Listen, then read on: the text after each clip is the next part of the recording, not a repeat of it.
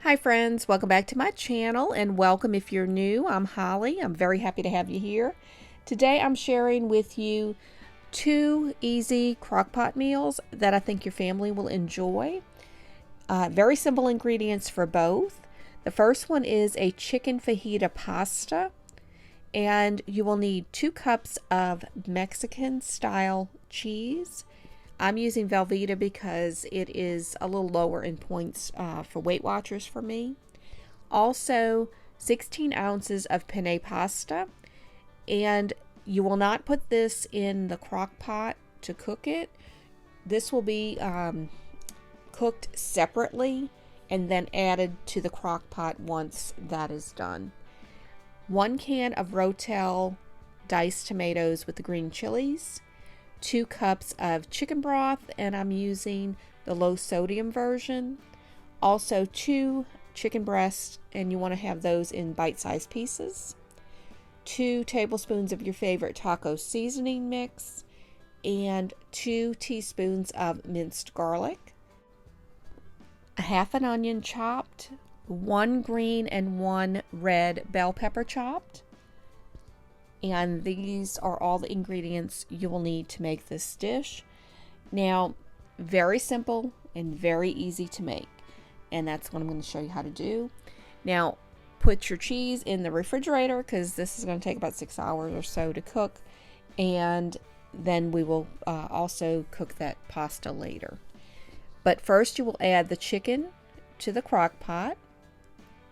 Then the recipe does not call for cumin. It does not call for chili powder, and it does not call for garlic powder. But I'm going to add these things to my chicken. I like to season that first, and I just feel like it adds a little bit more seasoning than just adding the taco seasoning.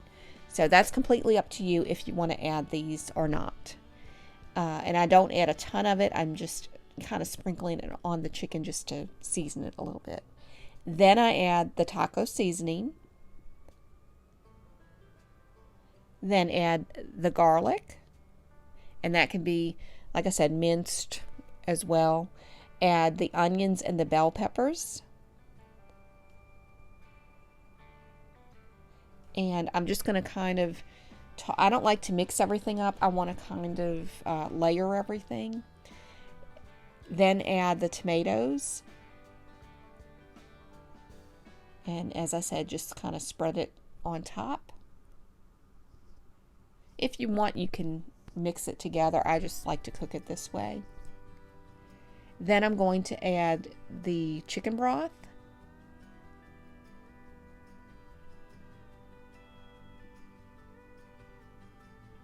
I will cover this and cook it on low for 6 hours.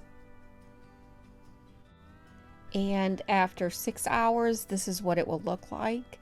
I was kind of worried because it looked a bit soupy, so I'm waiting to add the pasta in to see if I need to take any of that out. So make sure that your pasta is thoroughly cooked and drained well, because you don't want to add any more water into this.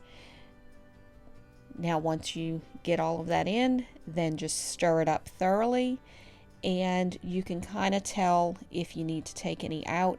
I probably took out about 1/4 of a cup, and I kept it to the side just in case I needed to add it back in, but I did not need to do that.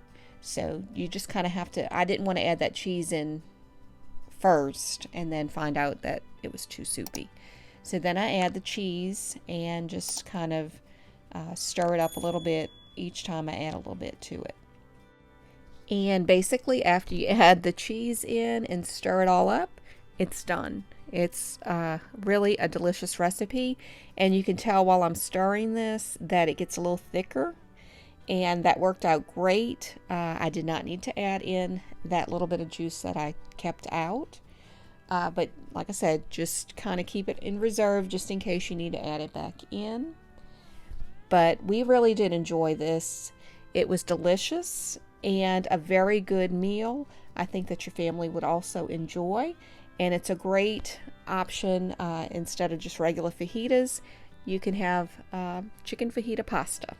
So I hope that this one is one that you will try.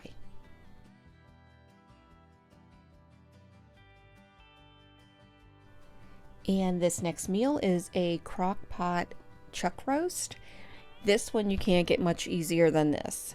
I've been making this one probably around 10 years or so now. This is a really good one we enjoy, but you will need a chuck roast, and I have two in this crock pot because I want to have leftovers, and I find that they do shrink up a little bit. But all you need is 1 pack of zesty Italian seasoning, 1 buttermilk recipe seasoning, and 1 brown gravy. I like to use the less sodium for this one because I feel like that gets salty. And you just need a 1/2 cup of water, and that is it. This, like I said, can't get much easier than this. All you will do is add your packets of seasoning to your bowl of water, and then once you add everything in, just whisk everything up, mix it up really well. You want to make sure all of that is dissolved into the water. Then just pour it right over the roast, and that is basically it. Like I said, cannot get much easier than this. I put the lid on, and I will cook this for 6 hours on low, and this is what it looks like when it's done. It is a very tender roast, so it just falls apart. And if you don't like it that tender, you can cook it for less amount of time, but I like it this way. It's just delicious. Really do enjoy it. The flavors are all there with all of those seasoning packs. And if you want, you can also make the gravy a little thicker by adding just a little bit of a cornstarch slurry. But really delicious, and just, you don't even need a knife to cut this. So that's how tender it is. But we always make this for Christmas Eve. It's just something I can leave in the crock pot cooking all day while I spend time with my family. So it's a perfect meal for those type of occasions. And I just did some roasties in the air fryer. I cooked it on 360, I believe it was, for about, I think it was 15 minutes. And you just have, depending on how large the potatoes are, will depend on how long you have to cook it. And just had some broccoli with it. But really a delicious meal. I think your family will enjoy this one. And it's just a classic pot roast. So very good. So I hope that you enjoyed this video. If you did, please give it a thumbs up. If you're interested in seeing more like it, please click that subscribe button and the notification bell. That will notify you when I post new videos. Hope everyone has a blessed day. Thank y'all so much for watching. God bless y'all.